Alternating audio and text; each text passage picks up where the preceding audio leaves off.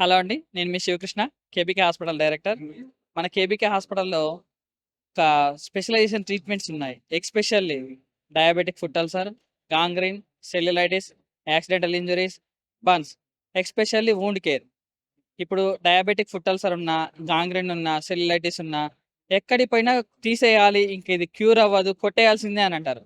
కానీ మన KBK multi speciality హాస్పిటల్‌లో అటువంటిది ఎటువంటి యాంపిటేషన్ అనేది లేకుండానే మన కేబీకే హాస్పిటల్‌లో ట్రీట్మెంట్ అనేది అందిస్తున్నాం.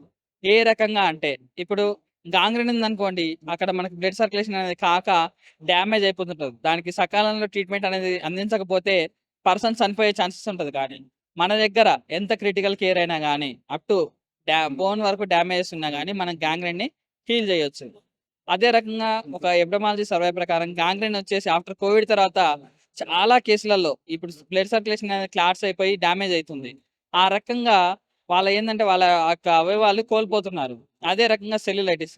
ఇప్పుడు మనకి రైనీ సీజన్‌లో గానీ, కొంతమందికి డయాబెటిక్ ఉన్నోళ్ళకి గానీ, బాక్టీరియల్ ఇన్ఫెక్షన్ నుంచి ఏదైనా పుండు తగిలినా అది మానకుండా అయితది. దాని నుంచి ఏమైతది? న్యూరోపతి ప్రాబ్లమ్ వచ్చేసి, సర్క్యులేషన్ ఇష్యూ వచ్చేసి సెల్యులైటిస్ గూడా అయితుంటది. ఈ రకంగా సెల్యులైటిస్ బాడీలోకి ఎంటర్ అయింది అనంటే అది మెయిన్‌గా వచ్చేసి most harmful and dangerous. Heart మీద, లంగ్స్ మీద, కిడ్నీ మీద, లివర్ మీద అన్నిటి మీద ఎఫెక్ట్ చూపిస్తుంటది. ఈ రకంగా ఎఫెక్ట్ చూపించడం వల్ల ఏమైతుందంటే అవి ఇంకా మనకి హీలింగ్ అవ్వదు. దాని నుంచి సెప్సిస్ కండిషన్ అయిపోయి పర్సన్ కొలాప్స్ అయ్యి చనిపోతడని దాన్ని తీసేద్దాం అంటారు. తీసేయకుండా మన హాస్పిటల్‌లో ఏ రకంగా అయితే ట్రీట్మెంట్ అందిస్తామంటే ఇంటర్నల్ లేయర్స్ డ్యామేజ్ గాకుండా ఇన్ఫెక్షన్‌ని కంట్రోల్ చేసుకొని ఎక్స్‌టర్నల్‌గా వాళ్ళు సెల్యులైటిస్ వచ్చిందంటే దాన్ని ఓపెన్ చేస్తారు.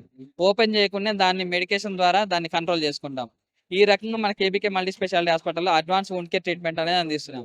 ఇప్పుడు ఈ మీడియా ద్వారా మేము మీకు తెలియజేయనిది ఏమనగా ప్రతి ఒక్కళ్ళకి గూడా ఈ వీడియో అనేది రీచ్ అయ్యి, వాళ్ళ యొక్క అవయవాలు అంటే కాళ్ళు గాని, చేతులు గాని, వేళ్ళు గాని కొట్టేయకుండా మీరు సేవ్ చేసేటట్టు మీ యొక్క గ్రూప్స్‌లలో గాని వీటిల్లో షేర్ చేయండి.